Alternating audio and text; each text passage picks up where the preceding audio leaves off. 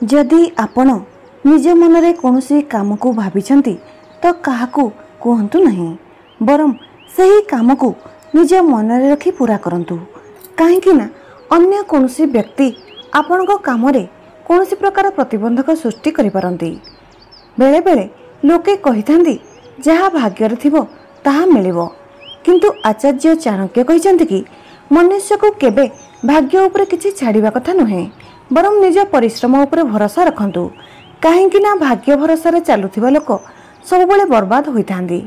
मनुष्य को काम करिया पई सबुबले व्यवस्थित रहिबा उचित। काहेकि ना बिना व्यवस्थित काम करुथिबा लोक ना केबे सफल होइथांती ना तांको केबे कौनसी सुख प्राप्त होइथाए। चाणक्यक नीति अनुसार मनुष्य को केबे बिना कारण रे धन खर्च करबा उचित नुहे, बरम धनर संग्रह करबा उचित।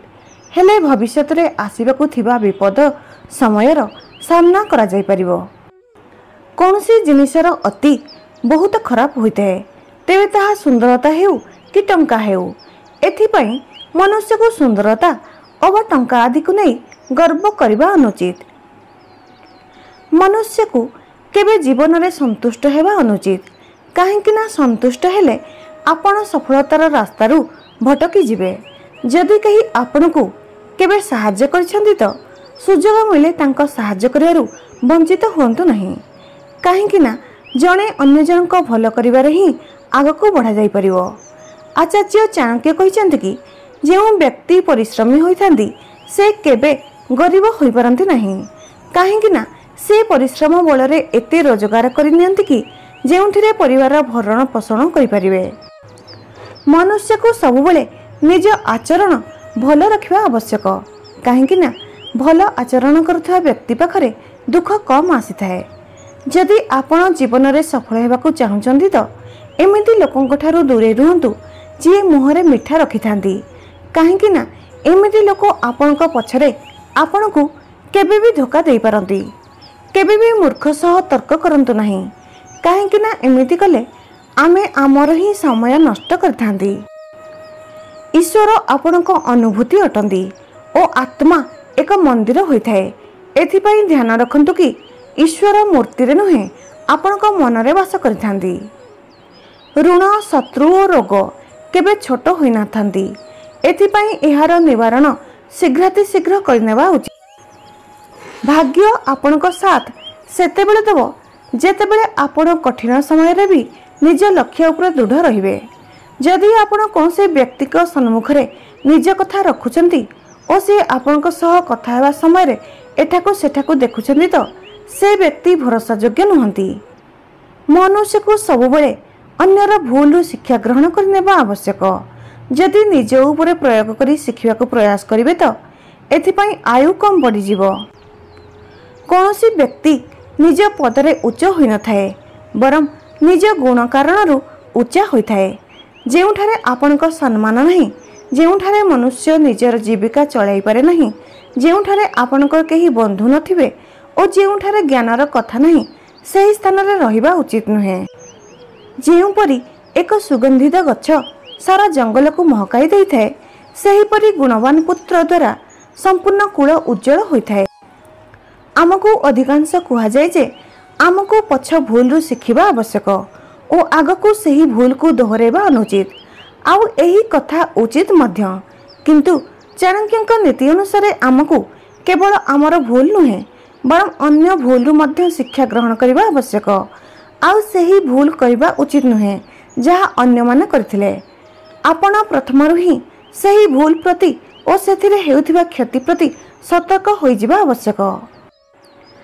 आपण केते भी चेष्टा कर नियंतु, जदि आपणक भितरे अनुशासन नहीं तो आपण निज जीवन रे पछरे रहि जिवे। काहेकि ना अनुशासन रे रहिबा द्वारा आमे आमर सब जरूरी काम उचित समय रे पूरा करि परिबा और निज ऊपर नियंत्रण रखि परिबा। आमे निजकू और निजर आसुथिबा भविष्यत को आहुरी भल करि परिबा और निज जीवन रे सफल होई परिबा। एथिपई चाणक्य प्रत्येक मनुष्य को अनुशासन रे रहिबा जरूरी बोली कहिचंदी। आमे जेउ प्रकार लोकंक संगरे रुहंती आमे भी तांको परि होई जांती। अर्थात तांको विचार, तांको अभ्यास, तांको व्यवहार और चाली चलणी ए सब आम भितरे आसी जाए। चाणक्यଙ୍କ नीति अनुसार आपनको सबुबले भल लोकଙ୍କ संगतरे रहिबा आवश्यक। जदि आपण भल लोकଙ୍କ संगतरे रहिबे तो आपणकर भी तांको परि भल अभ्यास भल व्यवहार होइजिवो। आपणकर विचार मध्य तांको परि भल होइजिवो। किंतु जदि आपण खराब लोकଙ୍କ संगतरे रहिबे तो आपण मध्य तांको परि खराब अभ्यास रे फसी जिवे, तांको परि खराब व्यवहार करिवे ओ आपणको विचार मध्य खराब होइजिवो। अधिकांश लोक तांको जीवनर किछि एमिति रहस्य लोकଙ୍କୁ कहि दियंती जहा तांको कहिबा उचित नुहे। काहेकि ना काली लोके आपणकर एही कथार फायदा उठाई आपणकर क्षति करि पारंती अब आपनको धोखा दे पारंती। एथिपई चाणक्यଙ୍କ नीति अनुसार आपणको आपणको जीवनर रहस्य काहाकू कहिबा उचित नुहे। एहा छडा आपणकर जहा भी दुर्बलता अछि ताहा विषय रे लोकଙ୍କୁ ओ खास करी निज शत्रु को कहिबा उचित नुहे। काहेकि ना सेमाने आपणको दुर्बलतार फायदा उठाई आपणको नियंत्रण रखिया पई चेष्टा करि पारंती अब आपणकर कोनसी प्रकार क्षति करि पारंती। आलस्य कारणरू आमे आम जरूरी काम को बारंबार टाली थांती। आमे मन लगाई कोनसी काम को करि पारंती नाही। आमे आम सुविधारे रहिबाक पसंद करथांती ओ आलस्य रे आमर बहुत मूल्यवान समय बर्बाद हो जाए ओ एही कारणरू आमे आम जीवन रे केउठी ना केउठी पछरे रहि जांती। एथिपई चाणक्यଙ୍କ नीति अनुसार आमको आलस्य ठारू दूरे रहिबा आवश्यक। केबे कोनसी सांग को कोनसी संपर्क को बा अन्य कोनसी मनुष्य को धोखा दियंतु नहीं।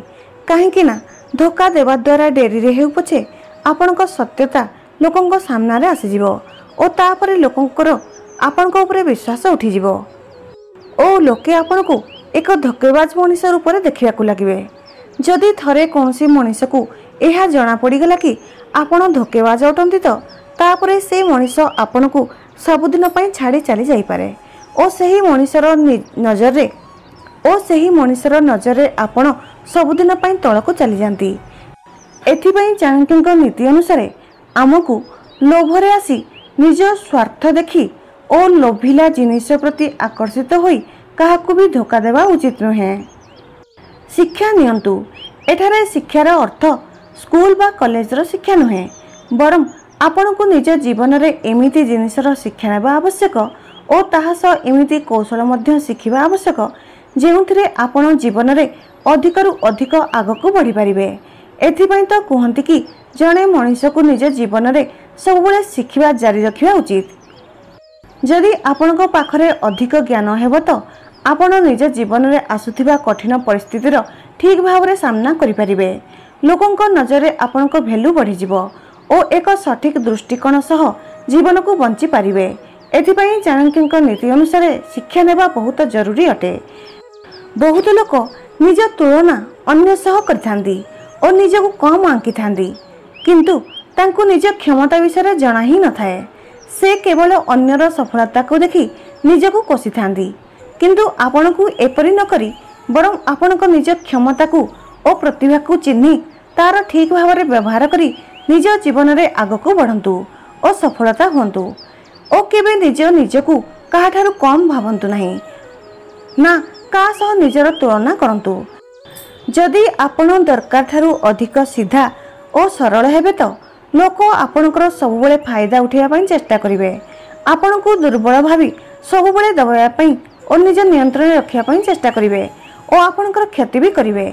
एथिपई चाणक्यଙ୍କ नीति अनुसार आपण को केबे भी सीधा हेबा अनुचित बरं आपण को स्मार्ट और चालाक होई रहिबा को हेबो। हेले लोके आपणकर फायदा उठाइबा को चेष्टा करिवे नाही अबा आपण को दबाइबा पई चेष्टा करिवे नाही।